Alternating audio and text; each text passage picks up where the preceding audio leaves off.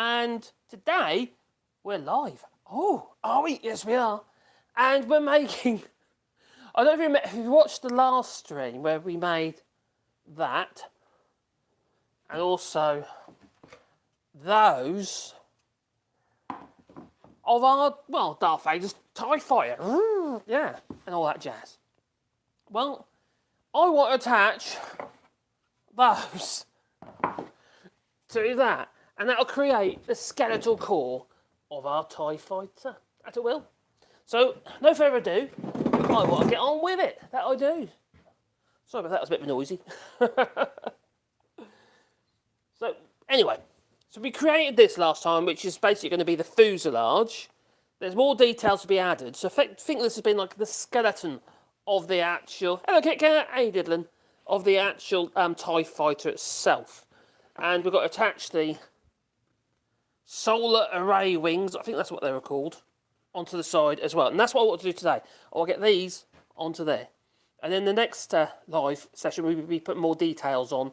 Because although it could be really stylistic, I don't want to be too stylistic. It needs to be reasonably stylistic because there's only so far you can go with wood. And also about in the elements, so I think all the bits and pieces are going to fall off. Yeah. As they rot. I hope they don't.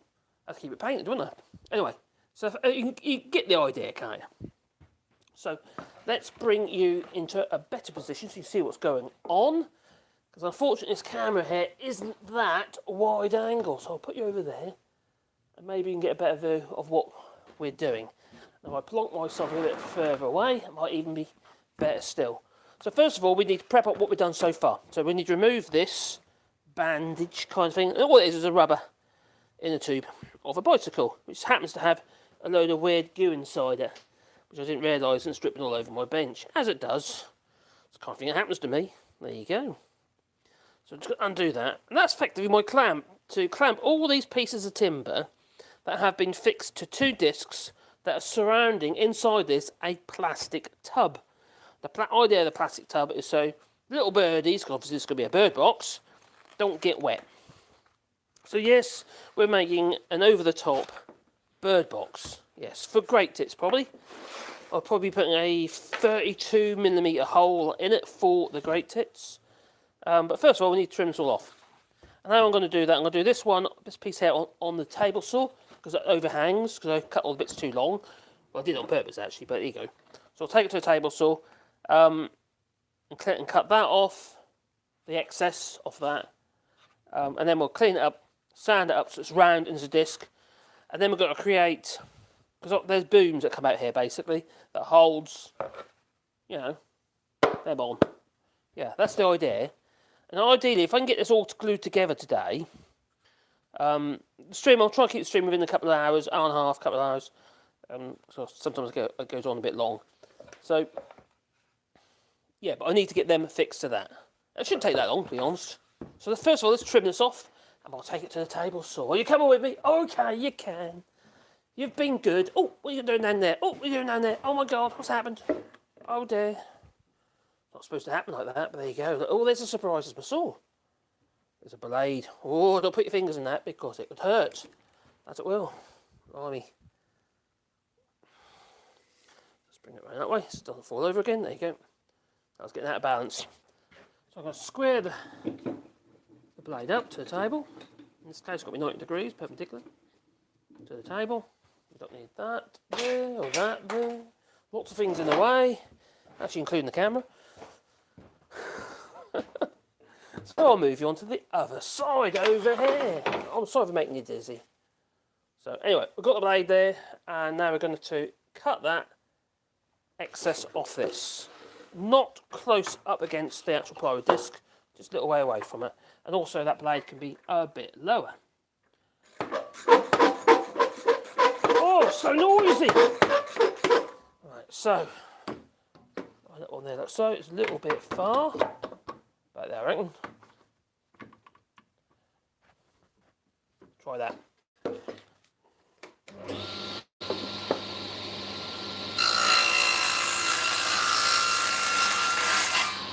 Maybe a little closer.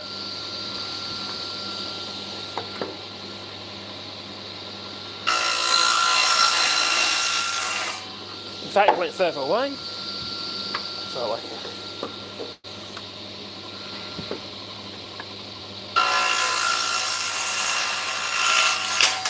Yeah, that's good. That'll do.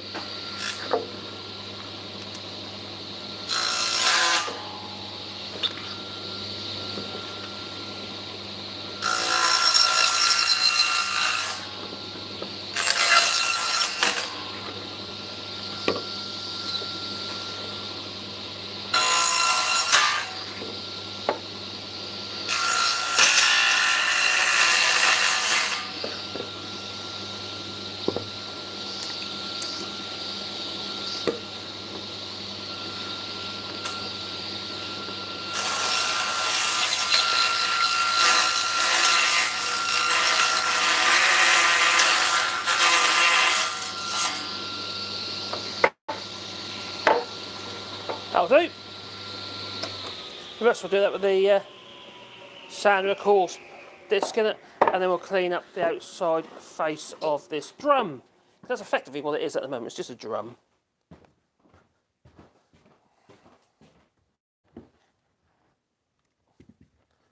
Oh, that'll be the fuselage.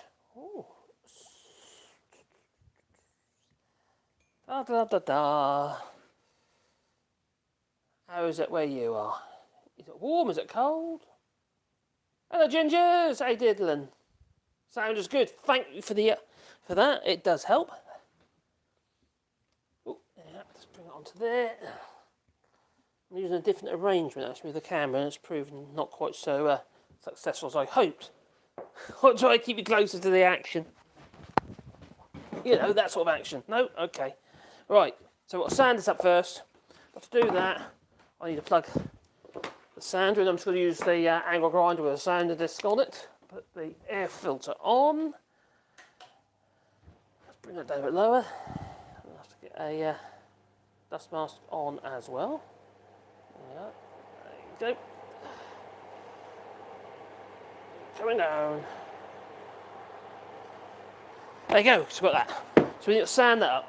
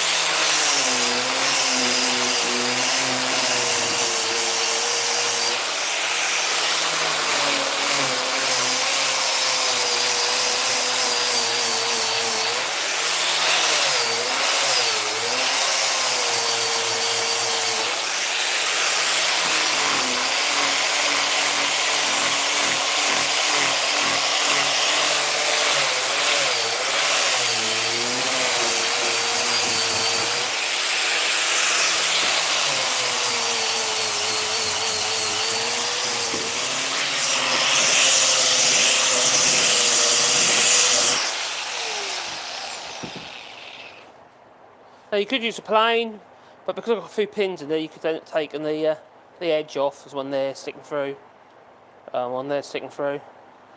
So just using the sand disc, that way it's not going to get ripped or damage the blade of a hand plane.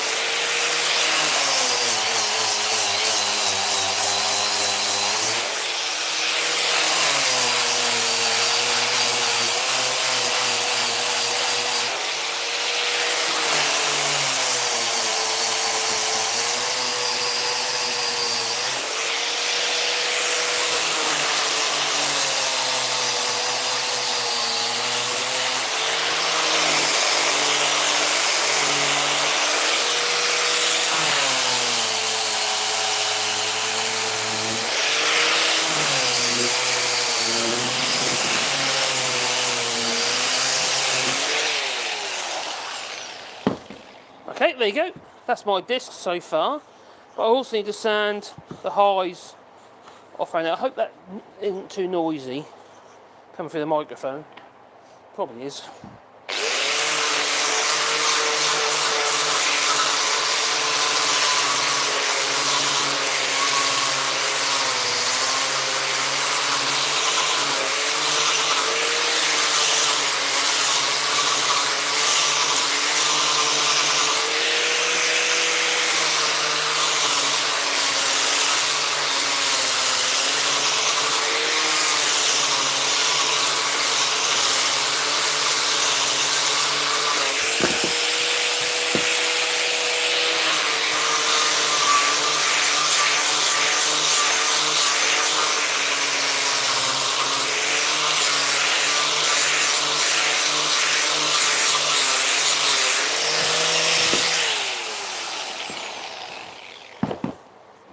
A little bit more here.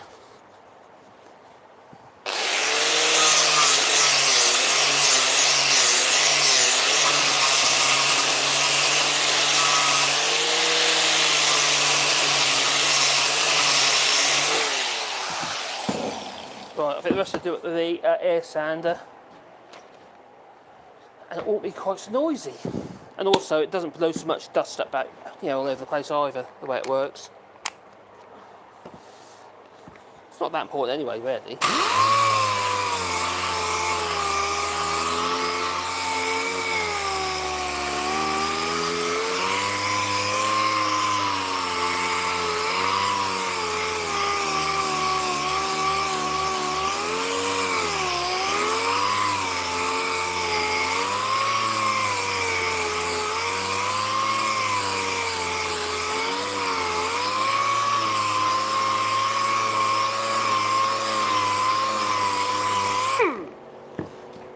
Oh, well, we have a disc.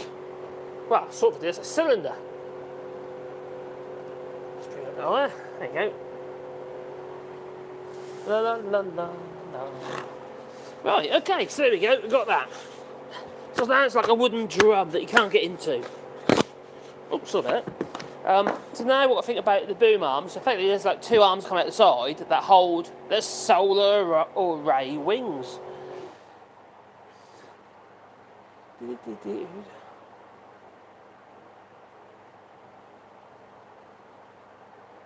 we're going to get a storm eye, gingers. Oh dear. This arrangement I've got here isn't working very well. It keeps slipping. There you go, try that. Might be better. Sorry about this. Right, so there we go, we've got a disc. We've got two wings.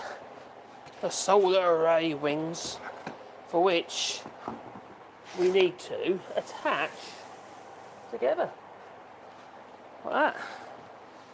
Sort of. Yeah, sort of. Right, I need to get you further away because this isn't, you can't really see everything that's going on. Problem with this phone, it's not very wide. Ah, that's better. So we've got a disc, we've got our wings, and we've got attachment, and we've got bits of wood. It's going to be the first step. So before I can attach that to that, this is round. So we need a way of actually making that so it's not round, where they're going to attach. So we need to create a couple of little brackets effectively to fix onto this, so they can then be fixed to the solar array wings via a boom arm. And the details are going to be added afterwards. So this is the first stage really. Well, that was the first stage, and that was the first stage, but, But this is like the second stage. It's another stage. That's it, it's lots of stages. So what I'm going to use this piece of wood here, and I need to create, well, mimic the shape of the drum. So we need to cut a curve. Two curves, in fact. So that's going to be the first curve. And that way we can mount the boom arm onto this piece, and then it can be mounted onto the round. That's my plan. That's what I'm thinking anyway. It might work, it might not. It might be terrible. Oh, I hope not.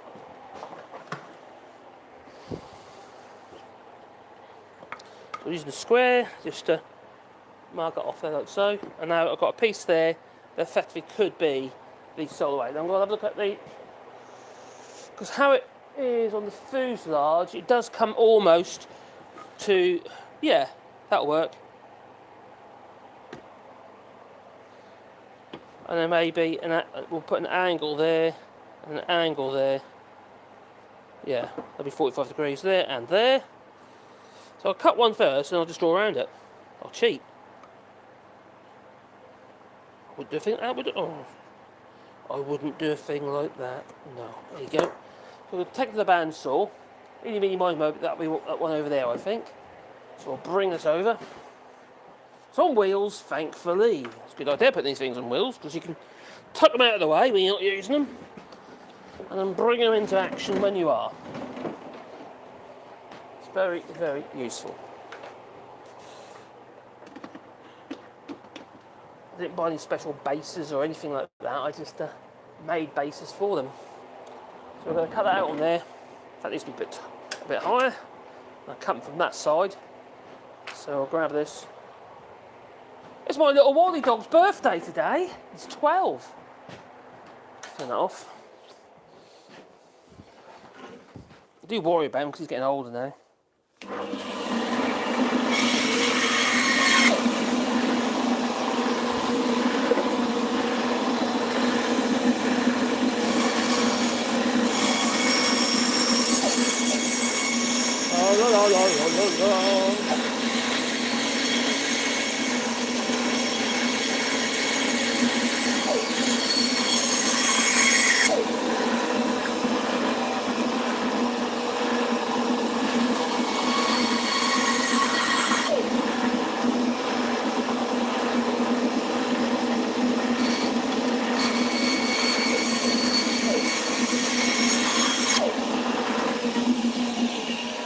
One, and the idea is, if I can bring this to you this time, so I've got to cut another one, you see, that goes on there like that. That's the idea. That's the first stage. Before we fix anything else to it. We need another one of those. So where's my bit of wood I had a minute ago? There we go. It's in there. I'm losing it, as well as the plot. So all I'm going to do is just draw around that. You know, we're not talking about fine carpentry, are we? We just, and also it's quite stylistic. It's not going to be an accurate representation, but I do want to make it so it's obvious what it is, without it looking ridiculously bland and boring. So I do want to add lots of little details. So that one's done. I can go over there. I'll use that later now.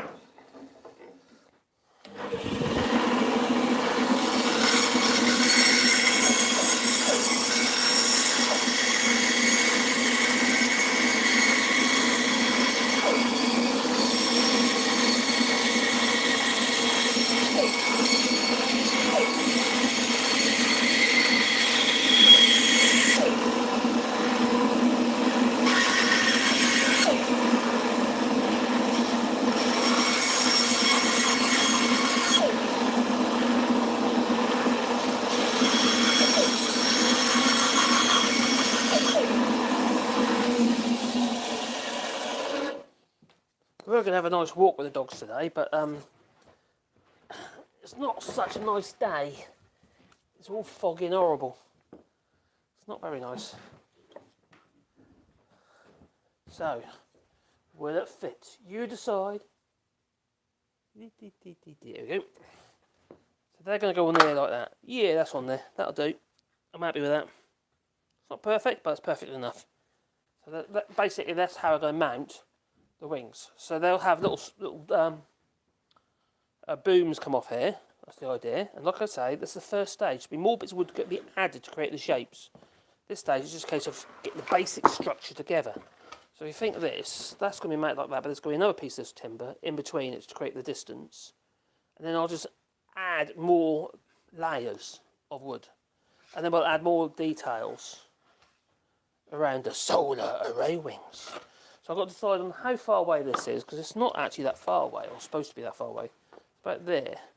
So it looks about 70, around, so, if I say 100 mil, let's do 100. Yeah, about 4 inches. So I'm going to cut 2 of those at about 4 inches, and then we'll join that to there like so, and then we'll join it also to there like so, and then we'll join that to that. And then I've got to rack my brains at how I'm going to do all these extra details, which would be layers of bits of wood and stuff. And the what they call it, I can't remember what it's called again now. What's that front bit called? I'm having a look on my schematic. Yes, it's called the main transportal steel viewpoint. That's what the bit here, front's going to be called, you know, with its windows in. That was the plan. So I'm just going to run over there and quickly cut these. I don't want to move you away over there just for that, because it's a bit boring. Alright, so we'll cut that at 100 and then 100 there. Oh, I need to be back.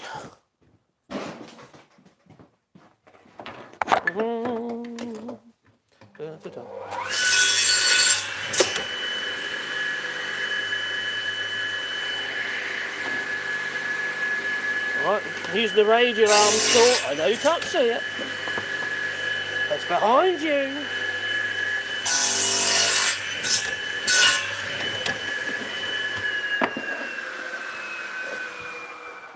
Did you know that it was? You might be able to hear it because I've got the microphone attached to me. So okay, so we've got that there. So basically that's going to be like that, and then that's going to be like that.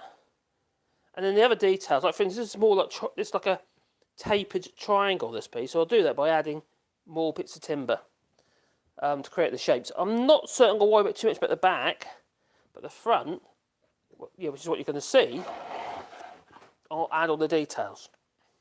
Because it's going to be mounted in a tree, you see. There's no point worrying too much about the back end. You can see it, are you? I'm not trying to sell it. No.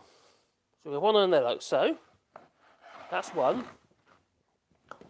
And then we have the other one here, which is also going to have that on there like so. But how am I going to fix these together? Oh, I've got wax for screws on the side, a big nail, all right through the middle, and hit it really hard with a giant hammer. No, I'm not doing that. I'm going to use a thing called it's called a Domino Doweller. Oh, a Domino Doweller. Yes. And it does work very well for this sort of thing anyway. Now, how I'm going to do that is to get the things in the right position. I'm literally just going to put a mark on here and wing it, really. I don't need to be too fussy. As long as because there's only one dowel going in, so it ain't got to line up with anything else. As long as it's in the middle, and that is about 120, so it's about 60, so that's the middle. So I'll put a line there. Oh no, that's the middle. I'll do the same on that one. I might put screws in it as well, but just this way I know it's one thing then, you see, because the glue goes off and it'll be solid. It'll be strong. You know, I don't hang up in a tree and constantly worrying every time I wake up that a little birdie will sit on the solar array wing and it falls off. And a little birdie breaks its leg. Just won't do, no.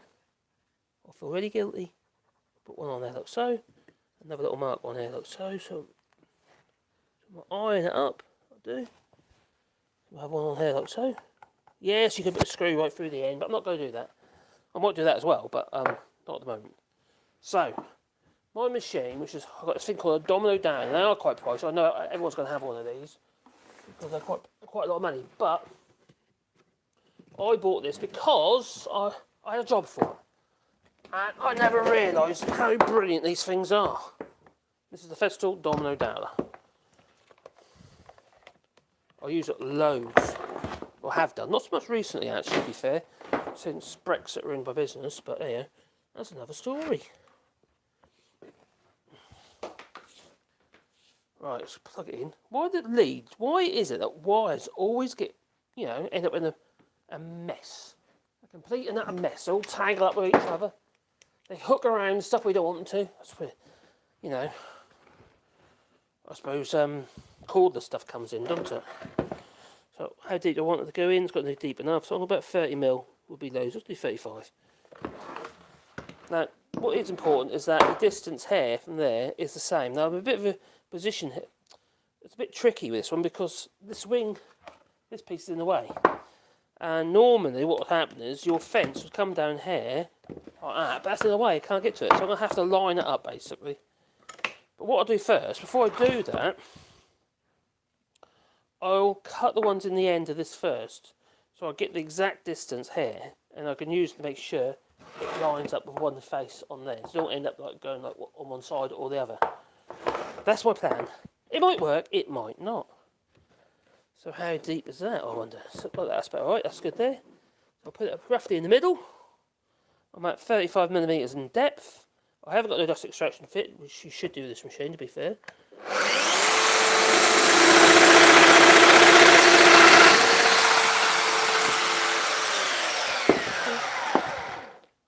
I'll go a bit lower down that, to be fair, because obviously it's quite close to the surface. So you do that, you just set on here, basically. At the moment it's set at 10mm. So really it ought to be, you know, about 20mm to do that. 40mm wood, yeah.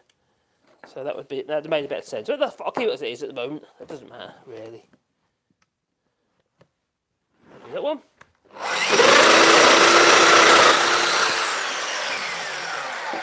So that's there in the middle. That's set 20mm from this face.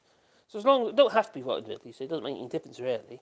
That one's a little bit close to the edge, to be fair, but it's still gonna, you know, stick, so to speak. So this one here. Now we know that that's worked from one face at 20mm, so that's got to be the same on that one, 20mm down.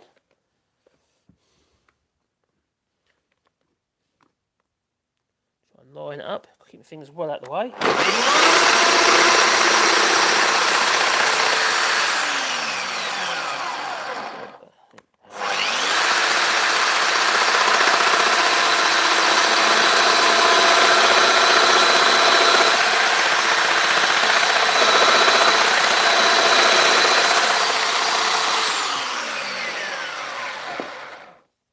That's it. So that one and that one should line up perfectly well. This one's going to be a bit trickier into there because obviously I've got to make sure that's only 10mm from the face, but it won't matter. And the things we use to join it together are these Domino Doweller, yeah, little all that glue on it. Yeah, and they'll basically go into that hole there, or that hole there, yeah, and then into that hole there with some glue, and it should then, you know, stick together. In other words, not break. It's usually a good idea. But this one, I've gone a bit close. So that one I've got to do about 10mm central from the face. So I'll have to do it off the measurement, the little marks that are on there. That's 10mm to centre. So I've got to bear that in mind. It's quite close. So that's effectively from that face. Somewhere about there, that'll be about right. So I'll have to put the fence up. And eyeball that. Oh no! Don't do it! Oh dear, got sawdust in it. Where's my dust extraction? When you need it. There you go. Alright.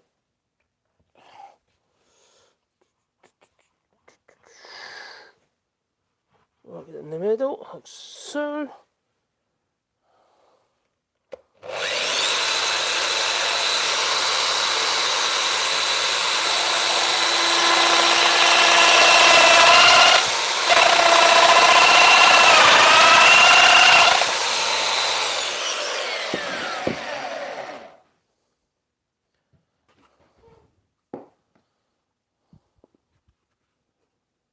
That's good.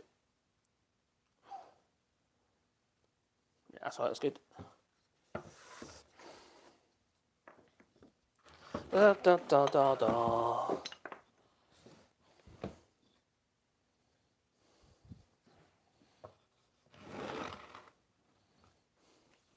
Right, I've got some glue already mixed up. I was prepared this time. I'll whack some glue in here. There you go. This is Cascamite powdered resin wood glue. And I need to cut the dowel to length. It's too long at the minute. I'll just use the bandsaw for that.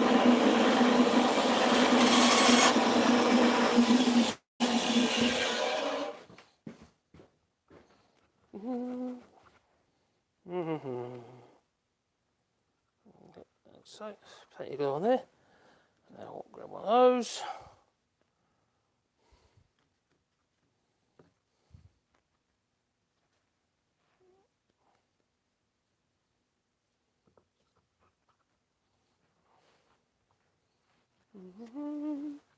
Da, da, da, da.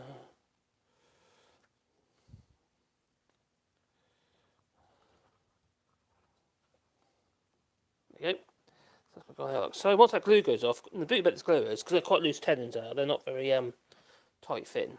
But the beauty about the glue is, it fills the gap, and because it's so brittle and hard, it well, literally stops anything from getting through. Now this one I'm now going to do it at 10mm. That'll be on the right side then. Because that's the mistake I made on the other one. So if I do that there, so hopefully we can keep that still this time without chopping my fingers off. I don't want to chop my fingers off, no.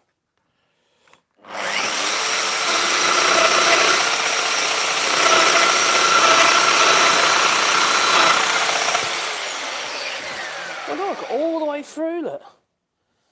So that one's going to go on there like that. So a bit of glue on there. And a bit of glue on there.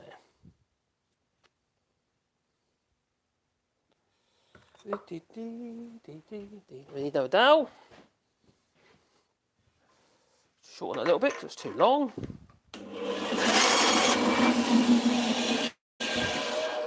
And we're going to whack that into there like so. Oh, joy. A little bit, probably made a bit short now, but there you go. Still long enough. Don't matter. I might whack a screw into these as well while I'm at it. Get on there, you. It's a bit on the short side, that one. That end. I might use a different one. I've got another slightly longer one over here. I need to make a load more, to be honest. That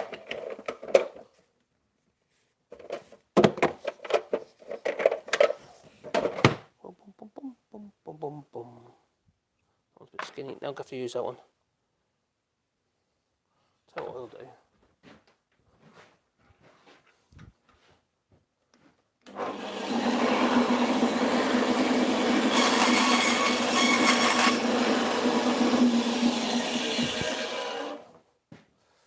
That's the old Fez tool. They all come in these weird boxes like that, which is a bit daft and expensive. Yeah, everything Fez tool is expensive. Also bring back in. So got that in there like so. Oh no, that one goes on there. In you get you. So now you've got. On the end here, what you could do, you could put a wedge in there on this end because it's not you're going to see it anyway, and you can tie it in its hole. So you can literally just create a little wedge and drive it in. Let's do that, just so I can show you. You know, you don't always have to rely on screws. Well, we might put a screw in still. If I just put a little split on each end of there, like that, like a start, and then one on that side, I can create, you know, go and cut a little wedge. So I'm just going to quickly cut that and I'll be back with that.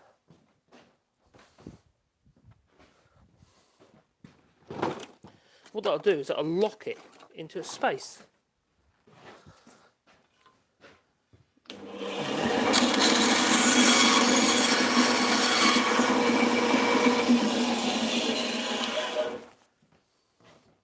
So all I've got to do with that then is just push that into that hole there. And that splays it out.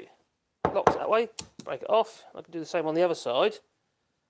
So there's basically a little cutter made in the end of the actual dowel there. Because it's exposed on the end, because I can see it, I can do this. Whack this in. I know it's a bit Heath Robinson at the moment, but you know, you can see what I'm on about anyway, can't you? That one, I'm actually driving all the way down into the next piece as well. So effectively split that dowel down long ways. There you go, it's right to the bottom there. It feels like it is anyway. Well, fairly close. So there you go. So now that top part is now, if you feel that doesn't, I can't pull it off now because effectively I've wedged it into the dowel. You know, I would say if I put a bit like that. You see there's two little, I know it's not right to the surface, but it doesn't matter, but there's two little wedges in there. And it's splayed the domino out that way. So it's actually gripped into this piece of wood, but also that one. So now, that comes off there, okay? Not that one, because there's nothing in it. But this one is solid. It won't come apart. No, not at all. It's like magic. You know, I was not forward to have a little walk with the dogs, but I think it's a bit nasty out there.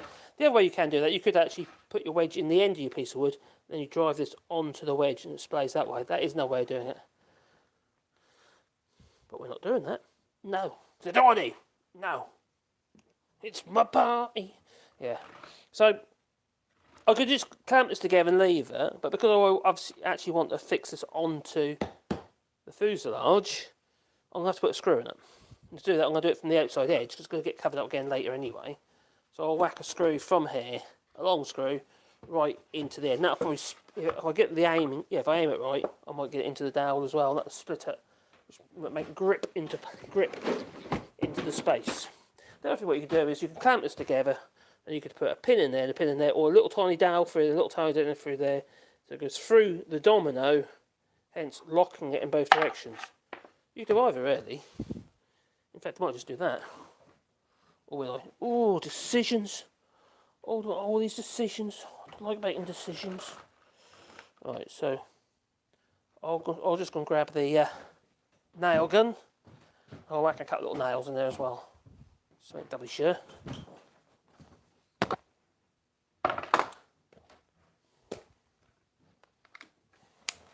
What size nails have I got in it? Oh, they're right. They're good. Remember where it is. It's about there. So I'll do that from this face. That's where it's pushing down to do it. Otherwise, it'll just pull out again. So all those pins are just locked it together. So it shouldn't. No, it doesn't. You see, I can't pull it apart now. Yeah? So it's locked it in. It's a bit like putting a dowel through or a peg through. But we haven't done that. I could just leave it at that and that'll dry and that'll be solid. Or I could say to myself, well, let's put a screw in it as well. From this face here. Just to make doubly certain of it.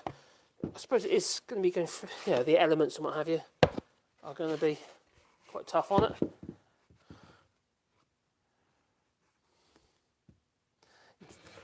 I'd like to have got a clamp on there, but how do I clamp that? I can't actually get a clamp long enough to go down here and clamp that to that. One thing would be to actually just drill a hole here all the way through, so you put your clamp end through that one, like an F clamp, and then onto there and pull it up tight. But what I could also do is just wait, because the glue's going to take a while to go off, get this onto the drum, and then I could put a clamp, a larger clamp, over the whole lot, pulling the whole lot together, including the fuselage and including the other wing. So I'll just put that to one side for the moment. Anyway, who we got here at the moment anyway? I don't know who we got here. Oh, there's 10 people here. Hello, 10 people. Hope you're having a fine Saturday afternoon. Hello, Peter. How you diddling? Gingers, Kit Kat. Ah, Peter Dallas. What will keep you warm? What? It'll be fine in northeast.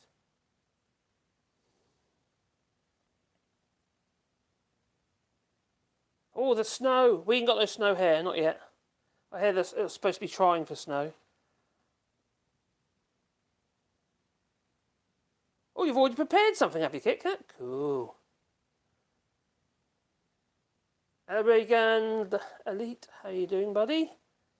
Hey, Mike. How you doing, buddy? What I like about these live chats is watching how Marcus explains how heat decides on each piece of wood, even if it's just a cut-off. Also, why he does certain cuts and joints. Oh, thank you. I just want to, share it with you, really. It just makes it part of the journey, doesn't it? The Emperor is watching you. Oh, it's a trap. If you're wondering why I like Star Wars so much, it brings back really positive memories of my childhood, if I'm absolutely honest. And I did enjoy the films and that. There was something magical about them, especially with the. If you think what the special effects were like then on other films, and then you had Star Wars with all their models and what have you. And like the original Millennium Falcon model, that's like 110 centimeters long. The original model they used in the films, and it's the level of detail and the way they with the cameras on the chariots and having how they managed to get that feel. For the time, the special effects were actually really good. I'm not sure about Ewoks though.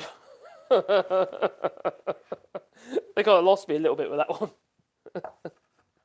I know some people love the Ewoks. Sorry. They just look like people, little tiny people in teddy bear suits to me. It did lose me a little bit. Why? Ah, my throat. Right. So there we go. That end, come on, that end. Oh, you can't see. Oh.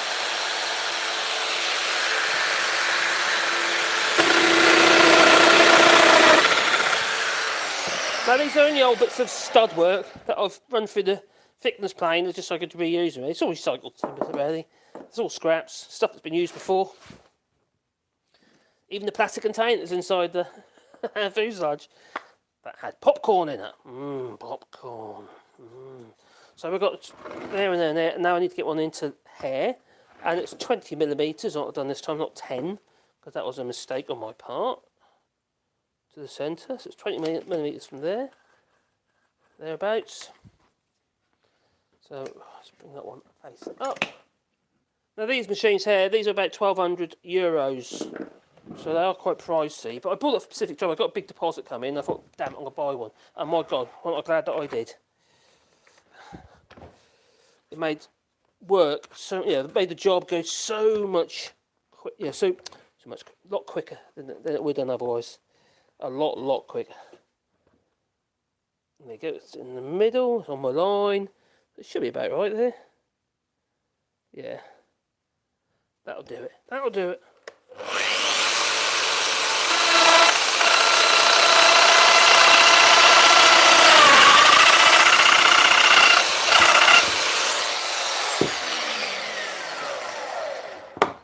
And basically that'll go into that one there. That looks about right. That'll go on there like so. And that'll go on there like so, like that. Just like that. Yeah. Right, we've got one domino there. Whack a load of glue in, as you do. Have a glue in here. This is category. It's based on it's urea formaldehyde. You know, the sort of stuff you use for embalming. Oh dear. That's not a very good dowel, that one, but don't matter. If it was on a door or a window or something like that, obviously I'd be more particular. But this is a bird box. So we have to get real here. This is a bird box. Just a bit of fun. So as long as it holds together. I'm kind of, on the other hand, I know I'm using things like Domino Dowellers and stuff like that, but you haven't got to use that. You can use a couple of wooden dowels, little round ones, if you like. Or you can use one great screw through. It's still going to do the same job. I just like the fact that I can just glue it together, and I know that the glue is going to hold it all together, because it's good glue. It's a good glue. Where's my little, there's more dominoes. Where are my joiners? Where you gone? Come on, boy. Come on, see you. Come to daddy. Oh, here we go. I found some. I have a load in here. There you go. So these are my little dominoes. I've pre-made little dominoes that I've made. That's a shitty one. Get a better one. That's a better one. Glue to the other one. There you go. Like that. So, they do the job. I'll just cut them off.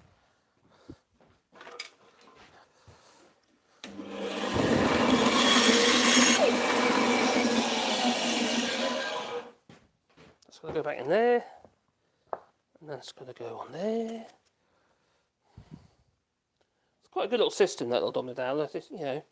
They do a smaller version. This is the larger version, which can do 14mm diameter, width, 14mm. Or 100, each hole could be 170mm. So it'd be 70mm, so you get 140mm loose tenons. Which, loose tenon basically means you're using a joiner like this, and they call it loose tenon because it can move in both directions as you put it in. But once that glue goes off, that's just like a tenon. And the bit about it is you do multiples of them, and the other nice thing about it is, in comparison to a standard mortise and tenon job, because I've done tests with this, I should have, didn't record it at the time, but I did do little tests with it, just for my own satisfaction, before I was on YouTube. Before I was on YouTube? Well, before I got monetised anyway. But what I found was stronger than the standard mortise and tenon joint. Now the reason for that is that the actual mortise and tenon joint, you're relying on the wood in the piece of timber itself, not just the tenon, as one thing. That might sound like a good idea, but I had more failures that way because the grain in there could be a bit, you're forced to use it because you cut a bit of wood to length. There might be a little knot, a little something, or the grain might go skew or there might be a flaw in the timber, and you still end up using it. Whereas if you with these, which have got usually picked straight grain timber, they can be a lot stronger. And especially if you're doing pine work, you can put a hardwood tenon in it, loose tenon, which means it's even stronger than what it would have been. And using with the Cascamite glues, which do not move once it's gone off, because they're hard glue, the space around the tenon, the little joiner, doesn't move. It's rigid, it's hard, it's brittle. So that makes a very, very, very strong joint. That it does. So if, for instance, if you are cutting your mortars by hand, if you've got some, or mortar tenon joints you're doing by hand, and they're a little bit gappy, even though you're not satisfied with it, don't be too wide. If you can get hold of some Cascamite powdered resin wood glue, what you'll find is it'll still be very, very strong. Because any little flaws, any mistakes that you've made in cutting your mortars and tenon joint will be, secured by the fact that you've got this hard glue and it can't move anywhere. There's no space for it to move.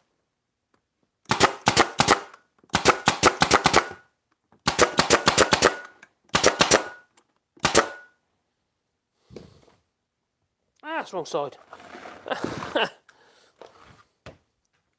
Silly. Me.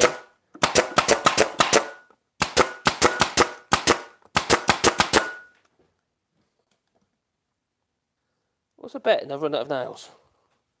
Oh yes, so I have. That might be why. That explains it. Oh, these things that happen while you're live streaming. Oh, it's so embarrassing.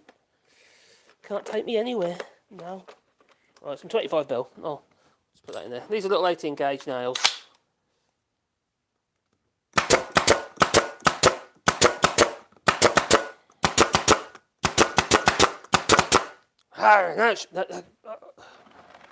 So I whacked a load of nails in there, let's see. It works now, thank God for that. Phew, that would have been embarrassing if it happened again. Right, let's put the glue over here out of the way. Has anyone watched my how to cut a 45 degree without a mitre gauge? By hand, just by eye. Perfect 45 degrees, they are. Works almost every time. Well, it does for me, because I've done it so many times, but it's, it's quite cool. So, oh no, it's there, don't want it there. I need that higher. Damn me, what will I do? Blimey. These things are sent to try us. I need a space, something to put that on. As you can see, I've got a big lump of oak here. This is the other part of the bit of wood that I used to make my microphone stand from. So that's going to go on there like so. And that's effectively going to be glued on there like that. Only problem with that now is how the hell do I get my fixings in? What I'm going to have to do is I'm going to have to come in from here, probably just a screw. I can't put a dowel or anything into there because this timber is not very thick. There's not much to it. This is and this is quite weighty. It won't matter so much later because when I put all these extra bits of wood on, I can spread the load onto the sides here. Because at the moment it's quite narrow, but there's more to go on here and what have you to make it even more heavy, as you do. So first things first, I need to put some screws in. I don't want it there, like so. I want that. This is too tall. This bit of wood. So I want a little bit smaller. If I can find something a bit smaller, even better. La la la la la la. No, not that bit. No, not that bit. Oh dear. What about that bit? Oh no. Can't have that bit. Oh, no, that's no good. What about that bit? Oh, maybe. But it's all the way up there. I'll tell you what, I'll use a brick instead. Found a brick. A random brick on the floor. That's something to trip over, isn't it? There you go, random brick. This is what the bricks are like. You find an old barn. What size is that bugger? All handmade clay brick. How's that? Oh, that's more like it. I'm happy with that. It was more. Yeah, that's good. That's very good. So now what we need to do is we'll toss 2 screws in. One there and one there into this. Whack a load of glue in there as well. And the rest of the fix is going to be done by, well, obviously the glue, but these extra details that got to go on. will increase the glue area plus more fixings. Remember, we're fixing to quite thin. This is only like 9.5mm. This pie. This old lambrey that I laminated around. It couldn't be too thick, obviously, because I'd never got it to bend round. But I can't. It's coming together. I can see how it's gonna work now. But first of all, I need to pre-drill my holes, as you do.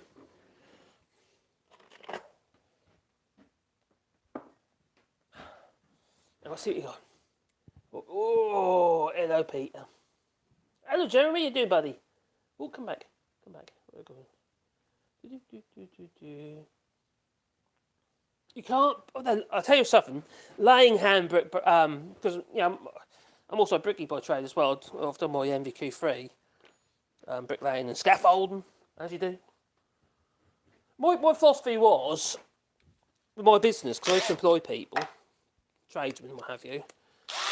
My feeling was that how can I tell somebody how to do something, or tell them what to do, if I don't know how to do it myself?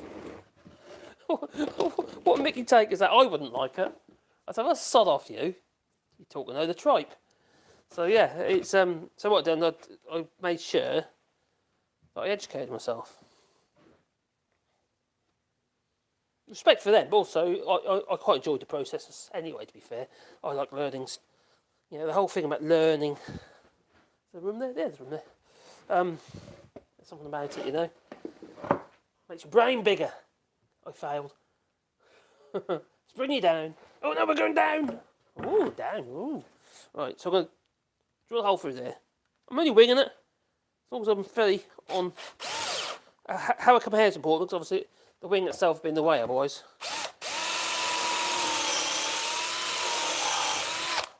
So where's that? Yeah, that's good.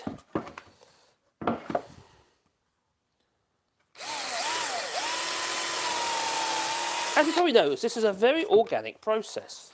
There's no plan.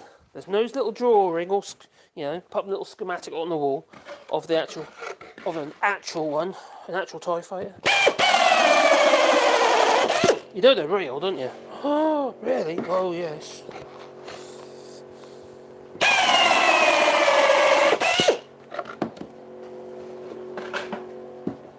So now I've got to screw that onto there like so. So I need to find some screws. Probably, maybe those might do it. Yeah. Now there's a void.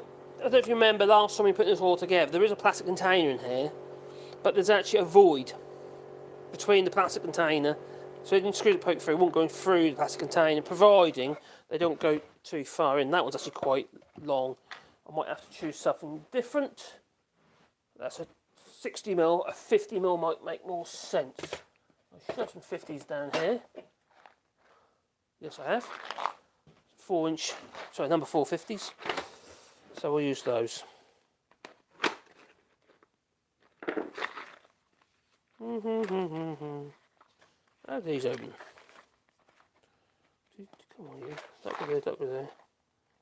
Oh, I see. No, I don't. Oh, I found it. There you go. There you go. Yeah. Ah, and that makes sense. Right, so, yeah, that's a better length. So, I need to put the screwdriver bit back into the drill. Once I get one screw in, I'll then, waggle it about until I'm happy that the other side, it should be level actually, because if that's level, it looks okay. That'll do. Artistic license is what you say, isn't it? Now, I was looking at some pictures earlier today, which I found quite fascinating. The amount of effort that some woodworks are put into, like Star Wars models, and one was in particular was a Millennium Falcon. I've been saying this to Mr. for ages, what do a Millennium Falcon kit. Now, Revell make one, a scale one, quite a lot of money, about £1,100.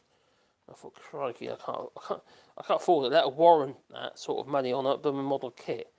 It's an awesome kit, and it's 1-to-1 scale. I think it's Revell, or was it a different make? It might be a different make. I think Revell does a slightly smaller one.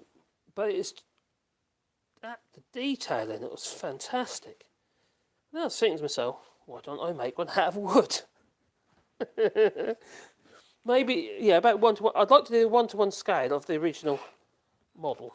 The original Star Wars model that was used in the set. That's what I would like to build.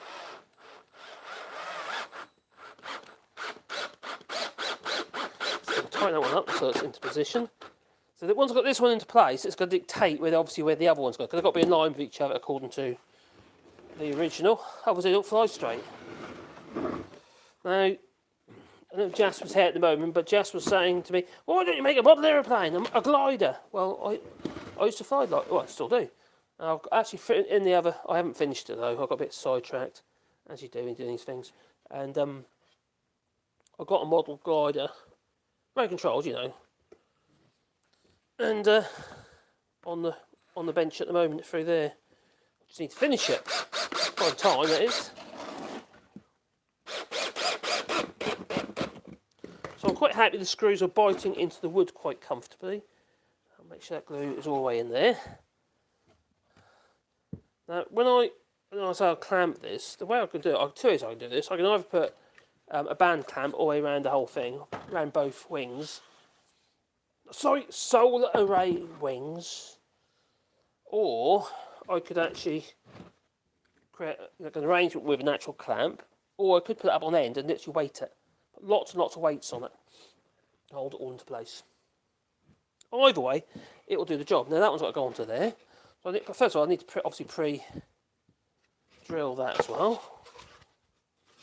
These are in the same position. Go that way, that way. Right. There's a bit of a gap there for some reason. I don't know why that is. Oh, that's right. That's good. That's good. Like that. Something like that. Just like that. Oh. Now, can you see the size of this thing? Like, how about a bit of proportions? There's my nugget. And this is for a great tit. Now I feel like a right tit. The size of this thing. For a flipping great tit. They're like that big. The birds are going to be sitting on these solar array wings, and they'll be pooping over the whole thing, won't they?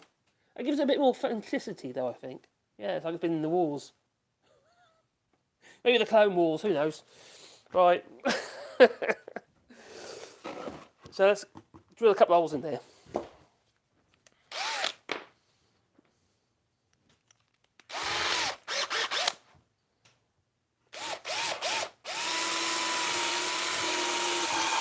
Now these little drills here, I have said this before actually, but I actually bought these drills with vouchers from Super U in France, and I bought one with these vouchers and about 50, 60 quid or whatever, or euros, whatever it was. Come with 2 batteries, and I was so surprised with it. I had plenty of oomph in it. I went and bought another one because all my other drills are getting a bit tired. Got 2 there with batteries that are a bit dead. You know, one battery's okay, but the spare battery's a bit knackered.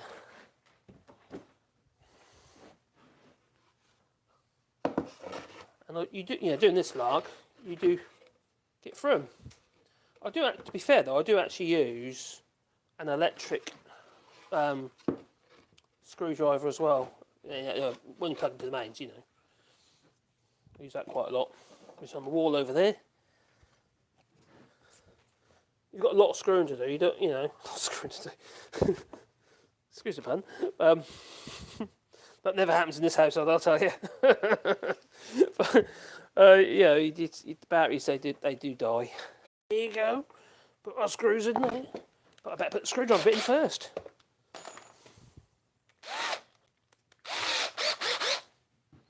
You've got to make sure you can get your screwdriver in though. Come on, you. No, look.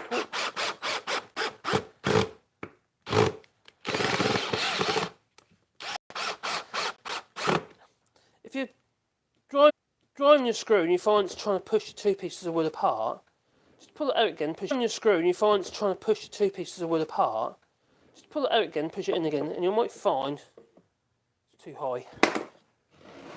Oh, way too high, it needs to go down a bit, got it in the wrong place.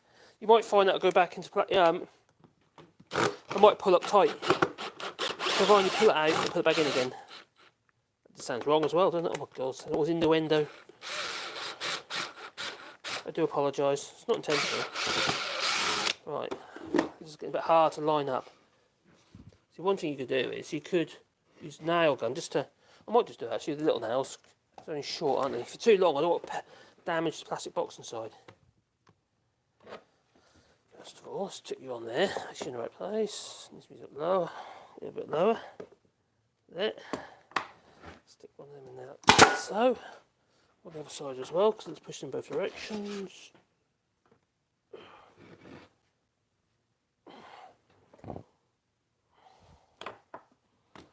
That one's a bit fiddly. Come on, you. That makes it lines up though. A little bit odd. You have a wonky one. You can't have a wonky one. It's second rate if it's a wonky TIE fighter. I think that's right. So, and I'll put some screws in there. Hopefully, it shouldn't move now to pull the screws in. Because I put the two little pins in like little locators. That's in. Dun dun dun dun. Do you know you sort of get a bit, you know, it's a bit of, you can visualise a little bit now what's going to happen, how it's looking, can't you?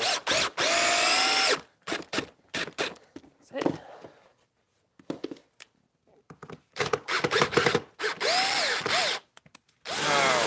That's it, let's pull it tight. That's how when the old glue starts oozing, you know it's tight, don't you? Right, so, at the moment there's a bit of movement in it, because the fixings aren't, how to put it, well, start the glue hasn't gone off. Now what can I do? I can probably put a clamp between there and there, maybe. If I can, that'd be really good. What clamp though, that's going to fit, that's the thing, isn't it? There might not be no room. What are these, 400mm? Maybe, maybe not. Is there room? Nope. What about the other ones over there, the little smaller ones? What are these decisions? It's like an executive decision. Sell, sell, sell. Right. Will it? Oh, no, no, no. Go that way. Oh, maybe. Maybe not. What about that? Maybe we'll do like that. So, will that work?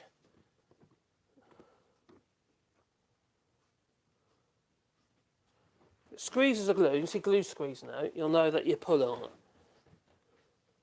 Yeah, squeezing. And then on the other side, obviously this means that we'll either have to get on with something else, or we just have to leave it to go off. Like I say, we're winging it a bit, aren't we? Wing, wing, wing, wing, wing, as you do. Yeah, there you. Oh, maybe I'll put that one there first, then use the bigger ones on the other side. All these decisions. That clamp's quite good though, because they give you a lot of adjustment. Like that. So the glue ooze a bit. Yep, that's starting to ooze again. That's a good sign. Which means it's pulling tight.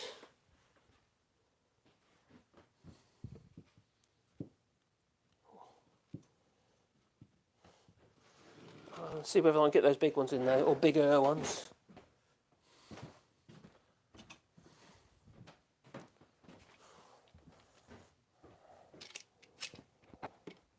Yeah, that should work. Hopefully.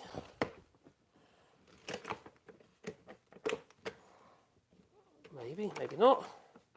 Oh, hang on, let's pull them. We can't go too tight with these, because these could actually just damage the sides of the box. Yeah, the round bit. Oh, it's pulling. Pull that tight. That's good. That's a good sign. I love it when a plan comes together. Me, I do.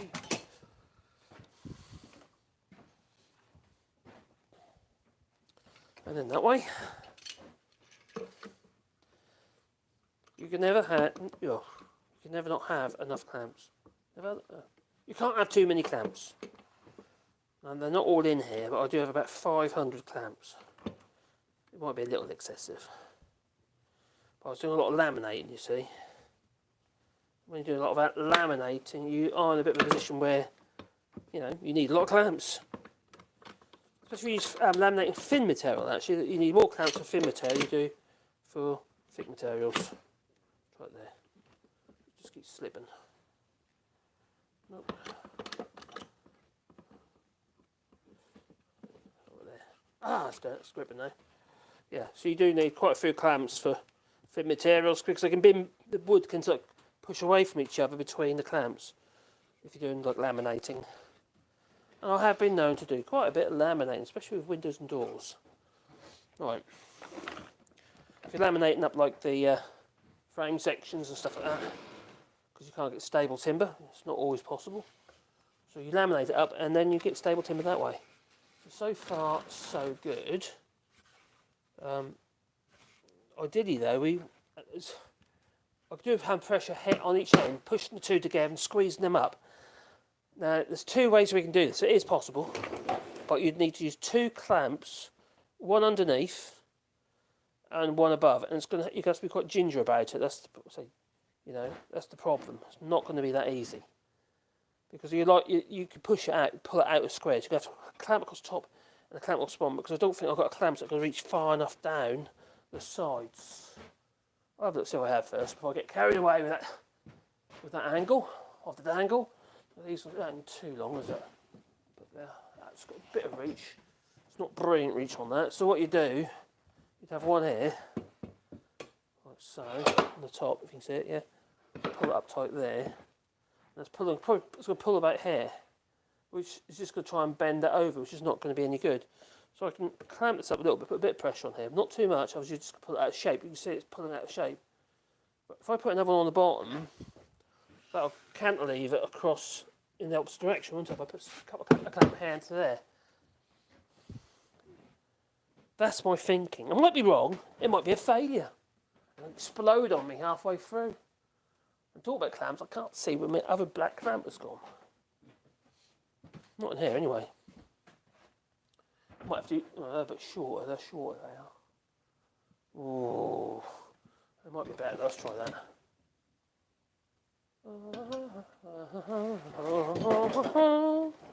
Got with an attack angle going on there.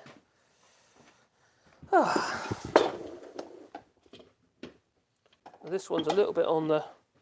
Oh, actually, I don't know if it's long. Oh, there will be. That'll be long enough. If I get that on there, maybe I've got two of these red ones. I might be able to. I don't know, you probably can't even see there, can you? I've got two of these red clamps, but you can't see them. No. They're private clamps, yes. They're the red, like the red light district. Right. Oh, talking about the red light district. Oh, quick, when I was working for Lacey Electrical when I was a lot younger. And we used to do all the R-Price records. Can you remember R-Price? Oh, no, I lost a clamp. Can you remember R-Price records? Went kafunk in the end, didn't it? Went bankrupt. Shut down, closed. Anyway, I had to do anyway, I was working at R-Price Records in Soho. Oh dear, that place. That was interesting. I wasn't very old either. I think I was about 20 out to 18. 18. They were interesting times in Soho.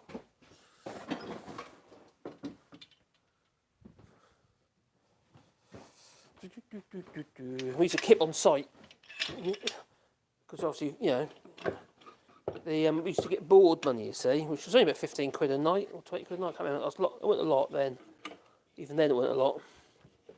But anyway, we earned more money because we took our sleeping bags and kept on site. And I was a bit of a feisty old devil, me. I was a bit fiery. Fiery?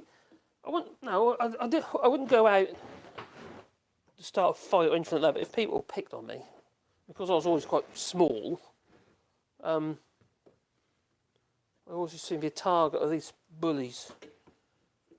So you have to learn to defend yourself, you have to learn to, you know, no matter what people say, well, you know, it's before all the anti-bullying campaigns and stuff like that.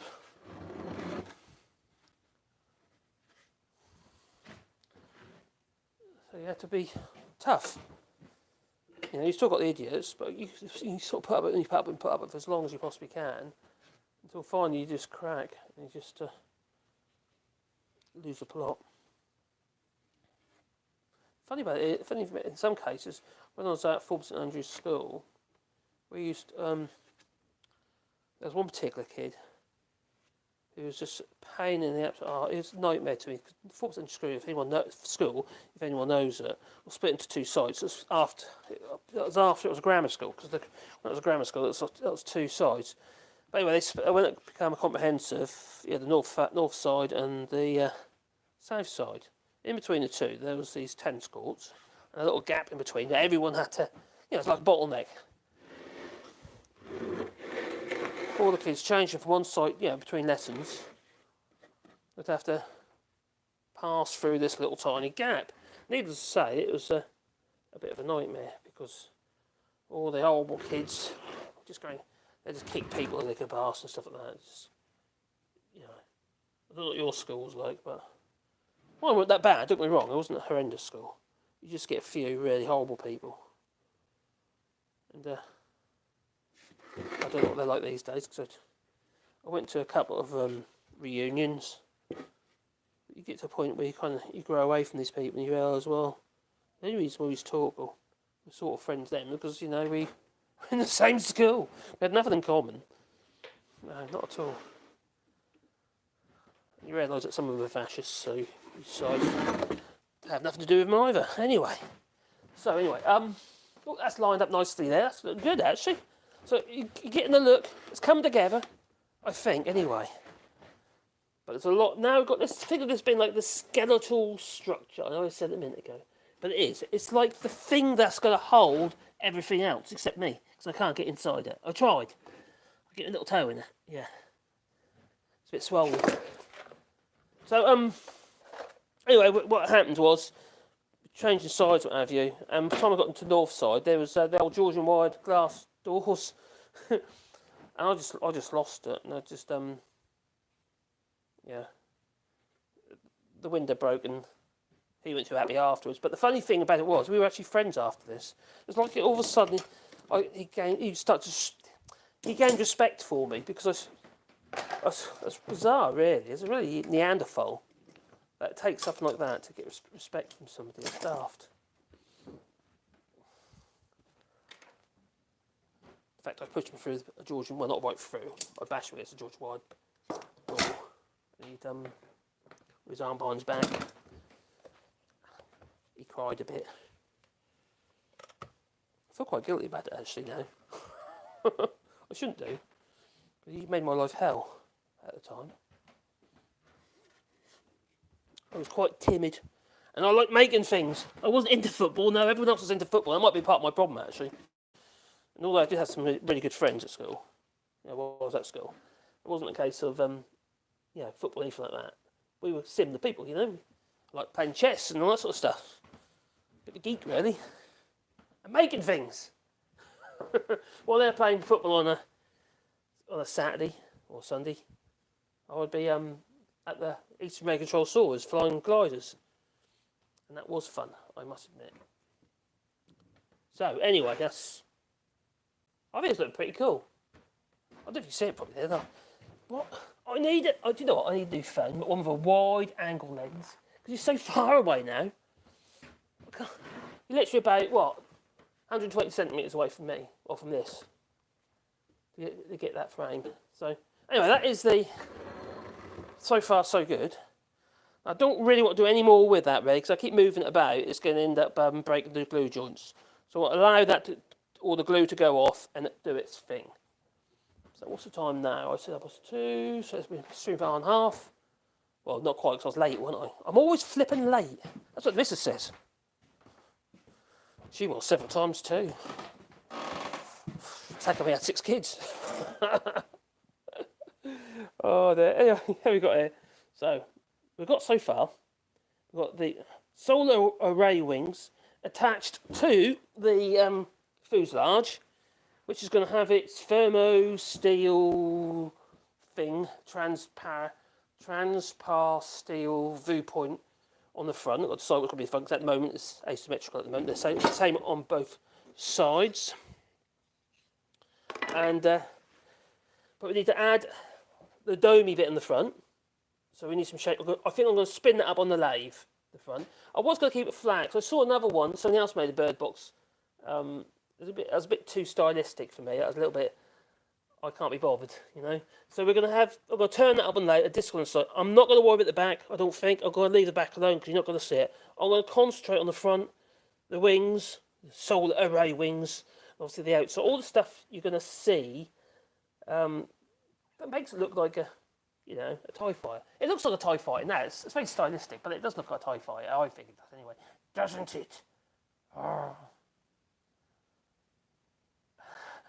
Yes, Marcus has made another torture device. Oh. Do you know what I'm going to put in there? Tory. That's what we do. Oh, no, politics, not doing politics. Mad Monk, how you doing, buddy? I'm looking at the chat the wrong way up, from the bottom to the top, which is a bit dark, because I'm getting all the messages back to front. But what on earth are they talking about? Oh, what fun. Mad Monk, what fun do you have? Okay. Hello, everyone. I'm a bit late. I rescued my brother's gazebo by tethering it to a metal fence while... Sorry. Are we talking about Indie Truck Davy, brother? I bet the air was blue if it was. Yeah. I was gazebo tethering it to the metal fence while he's sunning himself in it. Oh, no, really? He's in Egypt? Well, you're having to rescue his gazebo? Cheeky fella. Oh, that's gazebo. Don't you have it when it's sunny and hot?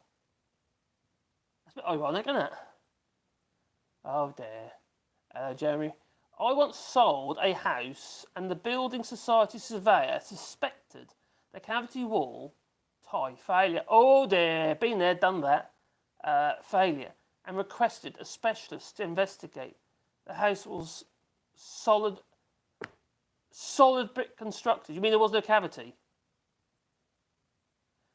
Because when you have solid brick constructed, what the ties are basically done in the way of is the brick going across the inner and outer face. Our old house in Salhouse was a Flemish bond. It was a solid.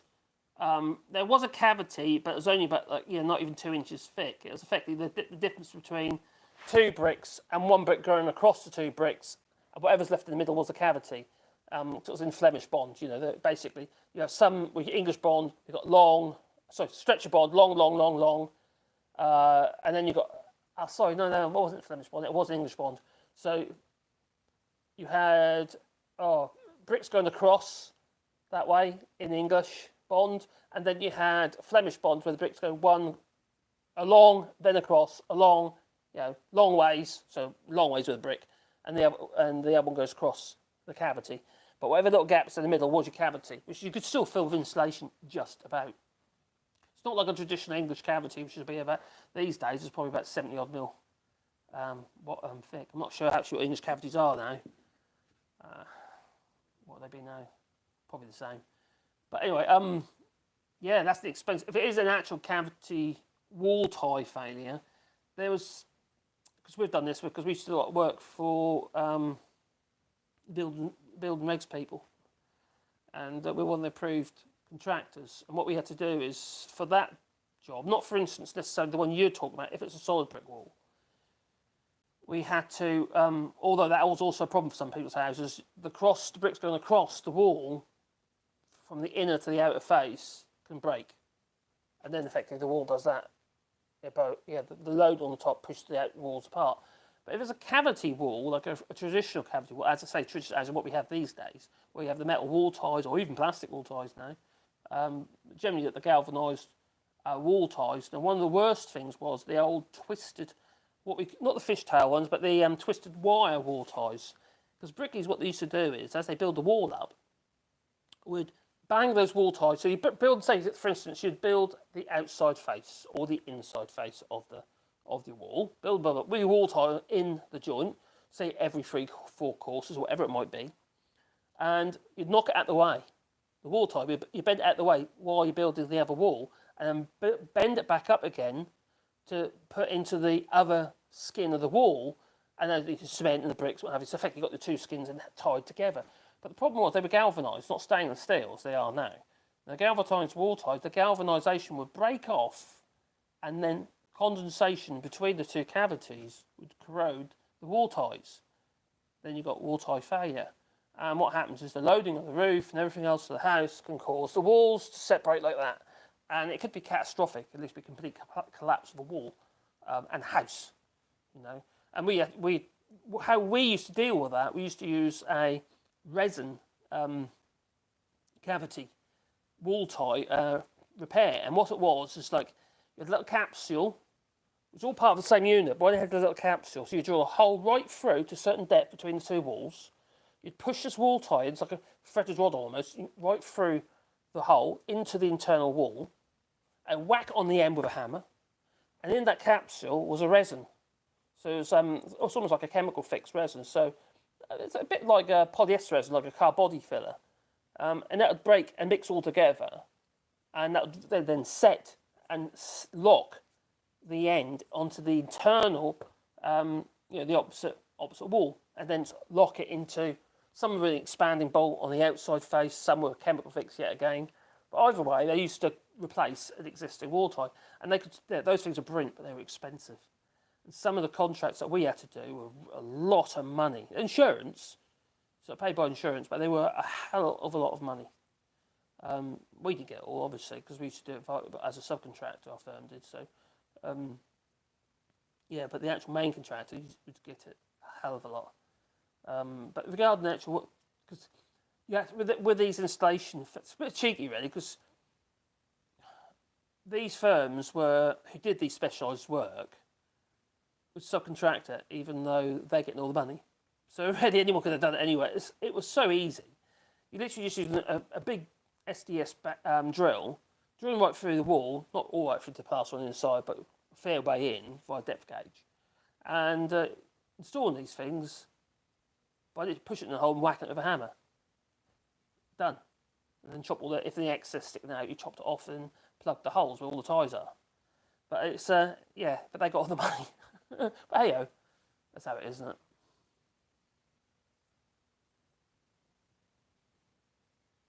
Oh, no cavity at all. So that would probably have been an English bond or something like that then. So it was a fairly oldish house.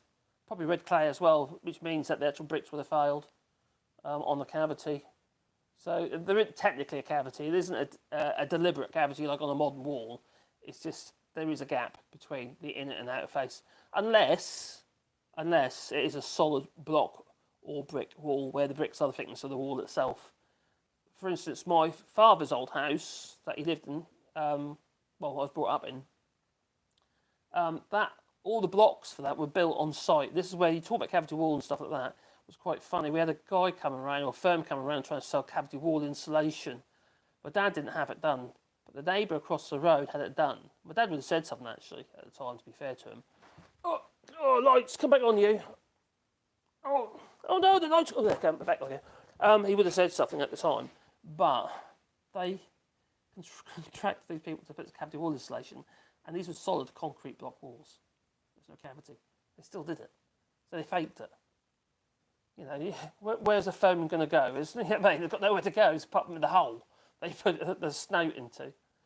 And the other thing we found with the cavity wall insulation at the time, there were some really unscrupulous firms out there. Oh, my battery's getting low.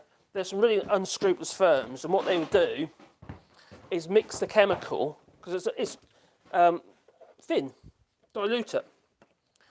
And basically, with that stuff, it just disintegrates in the wall. In fact, you've got no insulation. So you might think you've got insulation. There's all oozing out and stuff like that. But the humidity will just make it dissolve and disappear. So there were some real unscrupulous contractors out there doing some pretty nasty stuff, really. It's people's money, you know. People save up for this stuff.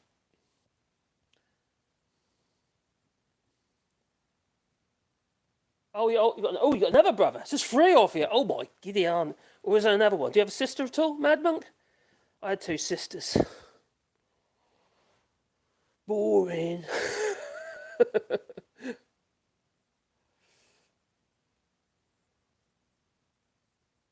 But again, saying that, because I was the only boy, I got all new clothes. That was quite good. No hand-me-downs for me. So what's going on there? I once sold a house, a building site, so I suspect, yeah, cavity wall installation, blah, blah, blah, blah. Solid brick construction. Hey, Glasgow's here. How dare you, Glasgow? Oh, I got my cup. Where's my cup? My coffee cup. Oh, I got a really, really nice thing come through the door the other day. You might already know because I put it on a post in the community chat, and it's I got two of these, one for the missus and one for me from Geraldine. Two Contigo cups, and they're insulated, what have you. They're brilliant. I know, I bet it's almost too hot. I couldn't drink it with it because it's too hot. Still really hot. Wow. They're really good. The thing about it was I was drinking coffee in there and it was cold before you get to literally within minutes because it's obviously cold in here. And but they're really good. I never realised it'd be that good. So it's like a flask cup there, I suppose. But it's got a special little button thing on there which opens the top up so you can drink out of it. And it doesn't feel like you're drinking out of a sippy cup either. No, they're really good. So I really, really appreciate that. And I thought, when I come through the door, the Amazon box, what have you ordered? She goes, what have you ordered now? No, David, no, we haven't, no, not me, no, I don't know what, no. I opened it up and there was these two cups and then it clicked. Because Geraldine asked for my address, you see. So that's very kind. And the point at Glasgow is that these cups are what he suggested to me in the link the other day. So it was now I highly recommend them. They're expensive though. That's how expensive they are for a cup. Most expensive cup I've ever had. But it works. That's the thing is, to be honest, I would definitely buy one. Now I know how good they are. Yeah, I'm sold. I'm sold on it. I am. Glasgow's out with a family. I've been relegated. Just three of you, is there? Mad Monk. Right, mate. I bet that's enough, isn't it, eh? God, your house must have been loud. Is your other brother as loud as Indie Truck Davy? Crikey, I can imagine that political debates going on in your house at Christmas. You know, when the whole family gets together. Crikey, that must be fiery. Hopefully you're all on the same wavelength. That'd be good. I know you are. You know, I'm scrolling back up to see who else has been here.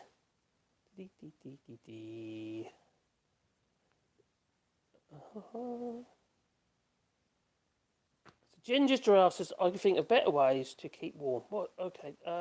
Keep warm. I need a hurricane, force wind to tear that apart. Yeah. I hope we don't get. We do get tempests here. You know, little zzz, they rip things apart. Yeah. They're usually quite. They become quite localised. So if you miss it, you're okay. Otherwise, you lose your roof. Now, the house, actually, before we bought this place in the 80s, I believe, the roof was ripped off. So, not the woodwork, but all the tiles. Yeah, we've got no snow here at all. Yeah, but no, it's just this morning was different. Probably, I mentioned it before, but we've had a lot of frosts. And this morning we had none whatsoever. That was just fog. We just had fog this morning. I think the yesterday morning as well was okay. Yeah, but we have had a lot of frosts. It's been quite frustrating actually. Oh, you're the quiet ones. Crikey, there's in 2.5 years between you. Yeah, I bet you were the quiet ones. So it must have been quite a close family then, because bringing our kids up and what have you, with it's 6 kids, that's all in the same house. The eldest, he was just about 7 at the time. When I met Caroline, she had 4 from her previous marriage. He was a horrible piece of work, he was. Schedule 1 offender, if you know what that is. And anyway, 4 from her previous marriage, and we've got two of our own. We've got Stefan and Yasmin ourselves, between us, we got together, we did the thing. So they're not all 6 kids are not all my own doing now. So yeah, it's that, you can imagine it. It was a semi-detached house. We did put an extension on it, made it into like a 4-bedroom house. But even then, it was tight. It was tight, and everything was difficult then. Like, for instance, getting anywhere, for instance, car. Everyone had to be seatbelted in, and you couldn't get a car with a sensible car other than a minibus that could seat everybody. So we used to always have 4-wheel drives at the time because there was room to put extra seats in the back. Now we used to like Nissan Patrols and stuff like that because the back dicky seats would come up and you could put an extra set of seatbelts in it. So that made a lot of sense. So we always had that, but obviously you got to put fuel in these things. And then finally we got ourselves a people carrier, which we got a Mitsubishi Space Wagon at the time. Let me see. That was actually alright. Actually, I went bad motor.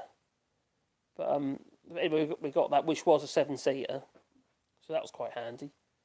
And then we got a Nissan Prairie, and that was oh my god, that was a ponderous thing. That was so practical, but not very nice to drive. And then what did we get after that? Actually, I started growing up then. Then we went back to 4-wheel drives again then, because I used to tow a trailer a lot at work, so I got myself another Nissan Patrol, a newer one. I loved that car, but it was, think about the environment now. It was frivolous. It was a silly thing to have. But what do? You need seats. And I need to tow a vehicle, tow a trailer, because I was using it for work. Turn a little mini digger about and stuff like that. But that was a brilliant thing. That was. Big old 4.2 litre, straight 6. It was a beast.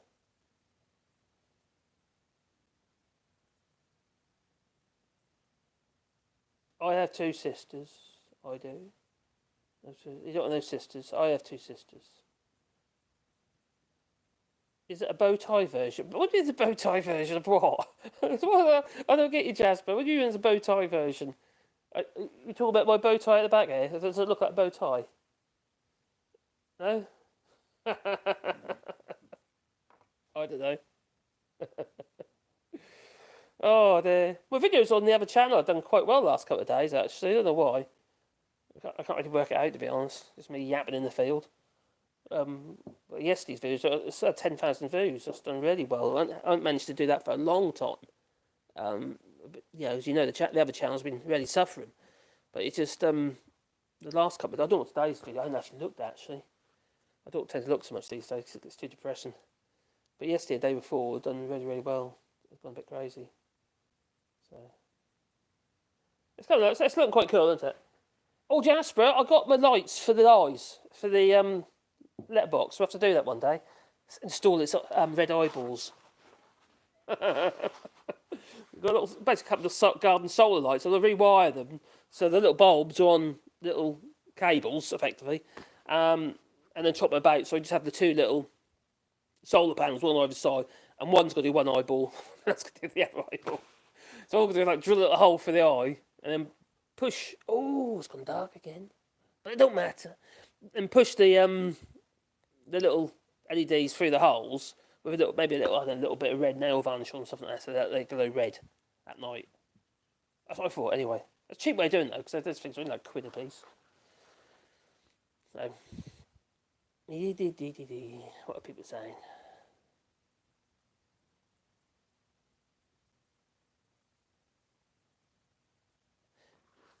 Yeah, I got a few subscribers actually on the other channel you're talking about. I've got a few subscribers as well. It's still very, very slow. Very slow. It's not, the other channel's not doing anywhere near what it was doing before. But no means, it feels like it's dying really. But the last couple of days have been quite hopeful. But building this channel up, the Woodworking channel, that's been, as you probably noticed, I've been uploading quite a bit of stuff really. I'm doing short versions.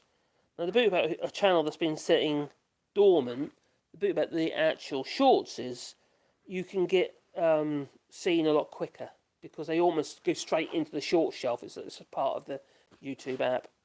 And because of that, you can gain subscribers quite quickly doing that. So, like for instance, the one that I uploaded yesterday, last time I looked, I'd done about 1,500 views in quite a short period of time. overnight, which is quite a lot for a small channel like that, you see, which has been laying dormant, because this channel has been, ever since about, once I managed to get the 1,000 subscribers on this channel, I just stopped doing anything with it, because I was so busy with the other channel, so nothing happened, basically, and it sat on the shelf, so, you know, it was still gaining subscribers, and still doing stuff, but slow, obviously. But since, you know, obviously once you start creating new material, YouTube algorithm says, oh, okay, then we'll start maybe showing one to your videos, a few impressions of your videos, and then see how it goes. And then hopefully you can then, you know, push it along a little bit. Yeah, eventually, I hope I can build enough material on this channel. So it's because evergreen, you see. There's the big difference between the two types of material. One is trending content, like on the other channel, which is obviously news-related content. Today's news is tomorrow's, you know, chip paper, isn't it? And the bit about the woodworking is you generally try and create evergreen material, so everything is potentially got its you know, can be searched in the future. So, but you never get as many views on this kind of content as you do on evergreen content for some reason. Maybe because there's so many channels. That might be what it is. But I've learned a lot in YouTube in general. SEO as well. I've learned a hell of a lot of SEO because I've got my blogs as well, you see. So I do my woodworking blogs, which also took a bit of a backbench. But they were quite handy because they were still earning a little bit of money via affiliate links. Now, if you don't know what an affiliate link is, if you see something like a tool, or, for instance, in my channel, I might put a link to something, whether it be a tool or something, yeah, or even a subscription, even it could be. Well, if someone goes on to like Amazon, for instance, and maybe buys that item, I then get a little commission. But equally, if they go on from my link, then go and look at something else while they're on Amazon, I still get a little bit less, but you still get a little commission. But it's a numbers game. The more people that do it, the more you earn. So I have been earning via affiliate links. Not a lot of money, but it just helps, you know. The thing about these things, anyone who does a YouTube channel will know, and if you're planning for it to be your livelihood, it's quite hard. It's a long slog. It's a long slog. And for me, because my business effectively failed really because of Brexit, it became very damaged. So I was quite reliant on other income sources, hence YouTube. So I was quite disappointed when I saw the other channel really get hard hit by the algorithm. So anyway, I'm rambling on with that sort of rubbish now, aren't I? It's not really what this channel's about. It's about woodworking, stuff like that.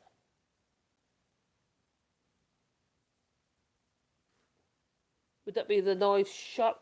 Oh, that one's done quite well as well. That I haven't actually looked to see what that one's done, actually, to be honest. But no, I did a video on how to cut a 45-degree mitre. But all you got is just saw. That is all you have.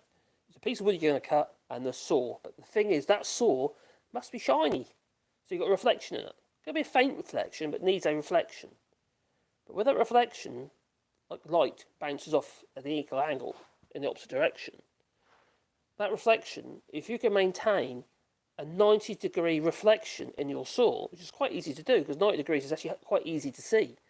You know, most people can balance one side or the other. It's when you've got different angles on one side or the other, it becomes harder. But equal, a little bit that way, a little bit that way, you can work it out. But that means when you've got that reflection at 90 degrees in your saw, you're cutting at 45. And I've done whole houses like this, actually cutting joints around architraves, door frames, and also even on skirting boards without a mitre box, you know, a mitre gauge, even a square or anything. Just literally just do it by eye. And you can repeat it again. If you get the knack of it, you can repeat it again and again and again. If you watch that video, you can see what I mean. You see the little reflection. I've done two videos like that. One, the original one, which was earlier this year, or last year, sorry, was about 3 minutes long. But I made a little short. I basically shortened it down into a short because I thought it'd be a quite good little video for for YouTube Shorts. So I re-edited it into a 60 second or just under 60 seconds. So, but it's definitely a technique. It's a good skill to learn because it could get you out of trouble if you're doing site work. You ain't about doing a bit of job and building even. I ain't got a mitre box. Got no way of cutting this 45. How am I going to do that? Well, you've got a shiny saw. Could be just a new resharpenable saw because they're shiny enough. As long as you've got a bit of a reflection in that saw, you can see the wood reflecting in the saw at 90 degrees. And when it's at 90 degrees, you know you're cutting at 45. Simple. Very few people know that. But that same technique can be used if you want to cut a piece of wood square on the end. You haven't got a square. Basically, you just line that up, that reflection, so it lines up in line with itself in the saw. Well, then your cut is going to be dead square, pretty much. You know, I know because I've done it, I've used it. Very few people do it these days because their saws are usually all rusty.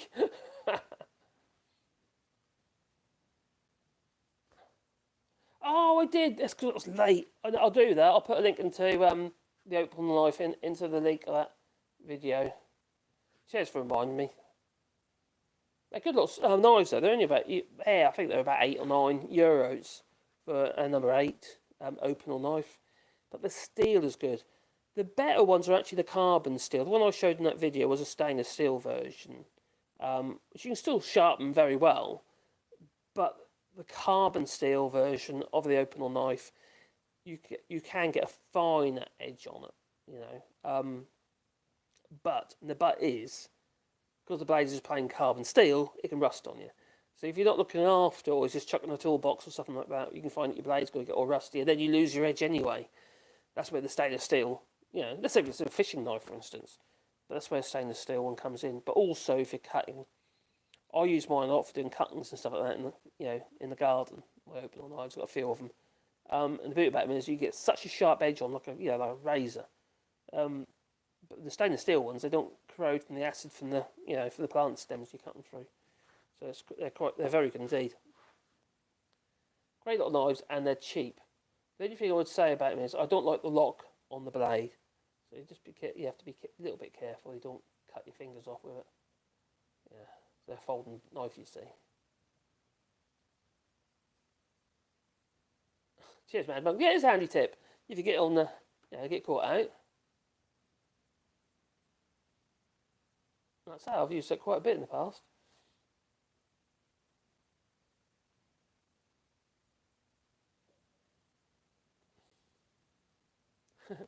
Yeah, the thing about the other channel and this channel is that it's not all about subscribers.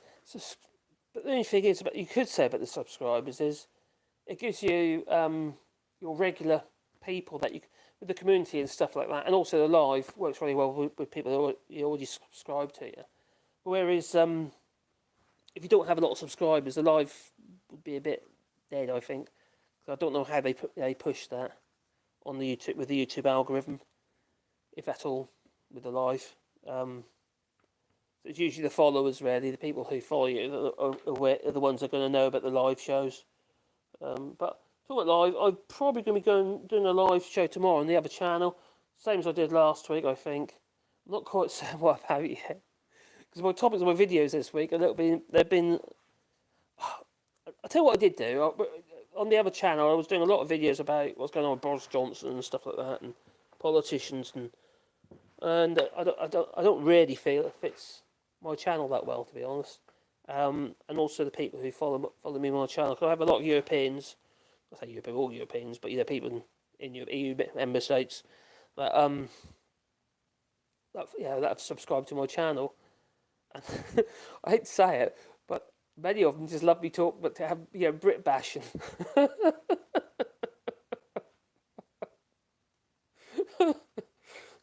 anything not negative. Against pompous Brits. Not everyone, obviously, but the pompous ones. They seem to love them, and those videos do well. Because the last two videos, just me taking the mick, really. Brits just, we voted for Brexit and kind of, messed everything up. So yeah. Anyway, I think that's what it is. I might be wrong. I quite enjoyed doing those. Videos. They're quite funny. Especially giggling to yourself when you're writing the scripts out and stuff, and sort of giggling to yourself. I'll put that in there, You know what I mean? It's a bit of fun. I don't upset anybody, but sometimes it just comes with the territory, really. That's not the aim. I want people to wake up, really. That's all. But they won't. That I do know. So there we have it. I'm going to probably call it because I need to go and help the missus because we've got some friends coming around today for tea. And I've done a couple of hours. Well, I just done I was a bit late, wasn't I? So probably, yeah, a good hour and a half at least. So anyway, we've got to the first stage. Got to leave this alone. There's some more bits of wood to go on there. There's the front dome bit. And there'll be some more extra little details. Oh, the lights come back on. Ooh, it's like a spooky ghost. So then there's more details around these solar array bits and pieces, which will probably be done by adding more timber to create the details and the definition. Well, that's the plan anyway. Anyway, I think I better go because she's going to get grumbly with me. She went and walked dogs on her own as well. Oh my God, I'm in trouble. So I am going to say, well, first of all, have a look, see. You know my thoughts on those folks. Yes, I do. Do that. Yep, cool. Nice one. Anyway, thanks for watching me put together our, well, what was that? That was a bit of wood. Putting together our Darth Vader TIE Fighter. And that is the second part. And now it's starting to take shape. You can see what it's going to be now. So we're going to allow that to go off. And if you didn't have all these clamps, you could just put a bit of rope all the way around. Or even a belt. Or a strap, like a ratchet type strap. Just to pull everything in together. That's another way of holding it together while the glue goes off. But yeah, it'll take a little while for the glue to go off because it's damp. So anyway, we're going to leave it like that and see what happens. Hopefully, it should all come together and, well, it should look pretty cool, I think. Yeah, maybe this guy's having lots of lights in it. And a little hole in it for the birdies to get in. Yeah, that's quite big actually. But hey, say la vie. It goes with the territory. And it does. So, ta-ta. Thank you for watching. And, when will I go a bit live? I was hoping to do tomorrow, but I don't think I'll be able to, not now. Oh, because we need, because it's Wally's birthday today. It'd be very nice, so we need to take Wally out for a nice long walk. Yeah. Having cake he is. Caroline's made him a cake. An actual cake, a real cake. And my dog's having a birthday cake. Just so you know, they all have birthday cakes. We sing happy birthday as well. We're mad. Oh, must be. Anyway, ta-ta. Oh, are you sure you want to stop streaming? Oh, I don't know. Maybe. Don't really want to. I want to carry on making things. But I suppose I better go in to her indoors. Oh, ta-ta.